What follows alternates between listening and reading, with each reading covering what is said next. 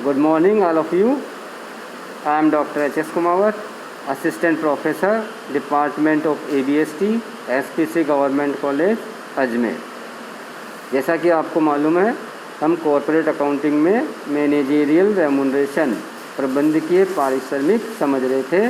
उसमें हमने देखा सेक्शन 197 एंड सेक्शन 198। सेक्शन 198 में हम देख रहे थे कि प्रॉफिट कैसे कैलकुलेट करेंगे for the purpose of managerial remuneration. तो जो आप प्रॉफिट एंड लॉस अकाउंट में नेट प्रॉफिट ज्ञात करते हैं वह मैनेजरियल रेम्यूनरेशन के लिए नहीं है, बल्कि हम सेक्शन 198 के अकॉर्डिंग प्रॉफिट ज्ञात करेंगे और फिर जो प्रॉफिट आएगा उस पर हम मैनेजरियल रेम्यूनरेशन कैलकुलेट करेंगे।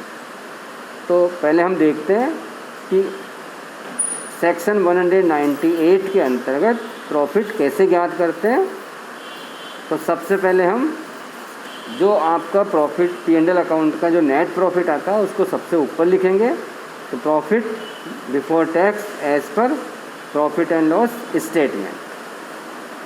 फिर हम कुछ ऐड करेंगे, कुछ लेस करेंगे, क्योंकि प्रॉफिट एंड लॉस स्टेटमेंट में एक्सपेंडिचर साइड हम दिखा चुके हैं उनको, और कुछ इनकम हम क्रेडिट साइड में दिखा चुके, जबकि वो शो नहीं करनी थी। इसलिए हम एक्सपेंडिचर साइड में जो दिखा चुके जबकि उसको लेस नहीं करना था, तो हम वापस ऐड कर देंगे। और प्रॉफिट एंड लॉस स्टेटमेंट की इनकम साइड दिखा चुके, जबकि उनको वहाँ नहीं दिखाना था, तो हम लेस कर देंगे। तो देखते हैं कौन कौन से एक्सपेंडिचर हम लेस करेंगे या ऐड करेंगे। तो ऐड करेंगे हम following items if debited to P&L account before arriving profit before tax, managerial remuneration. लेकिन इसमें हम डायरेक्टर्स फीस का ध्यान नहीं रखते, क्योंकि वह मैनेजरियल रेम्यूनरेशन के पर्पज़ में ऐड और लेस नहीं करते। तो मैनेजरियल रेम्यूनरेशन ऐड करेंगे। Provision for bad and doubtful डेब्ट, loss on sale of assets, loss on sale of investments, provision for diminution in the value of investments, fixed assets, written off, यदि कोई fix asset अपन ने return of की है वो भी वापस add कर देंगे। Fall in the value of foreign currency monetary assets, loss on cancellation of foreign exchange contract, return of investments, provision for contingencies and uncertain liabilities. यदि कोई लीज प्रीमियम रिटर्न ऑफ की है वह भी वापस ऐड कर देंगे। Provision for warranty spare part supply, या provision for anticipated loss in case of contracts, ये भी हम वापस ऐड कर देंगे। Loss on sale of undertaking, provision for wealth tax या कंपनसेशन पेड अंडर VRS, ये सब हम ऐड कर देंगे। अब हम देखेंगे किस किस को हम लेस करेंगे। तो यदि P&L अकाउंट में क्रेडिट साइड ये दिखा चुके तो हम अब लेस कर देंगे।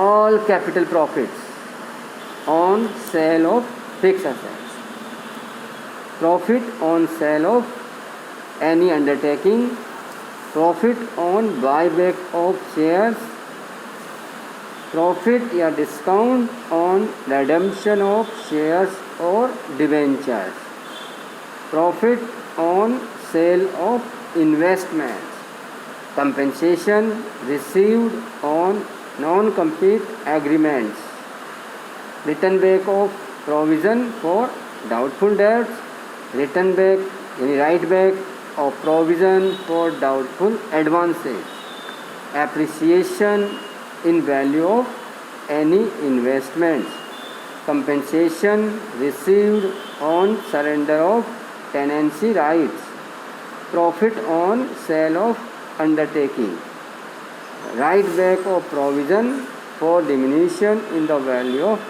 investment, profit on sale of forfeited shares and shares of subsidiary या associated companies। यदि ये सब P&L अकाउंट में आप पहले क्रेडिट साइड में दिखा चुके हैं तो हम लेस कर देंगे।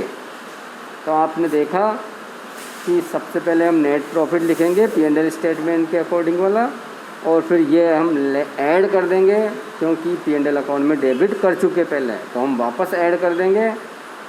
और ये यदि क्रेडिट साइड में दिखा चुके हैं तो हम लेस कर देंगे। तो ये ऐड और लेस करने के बाद जो प्रॉफिट आएगा वो कैलकुलेट होगा अंडर सेक्शन 198।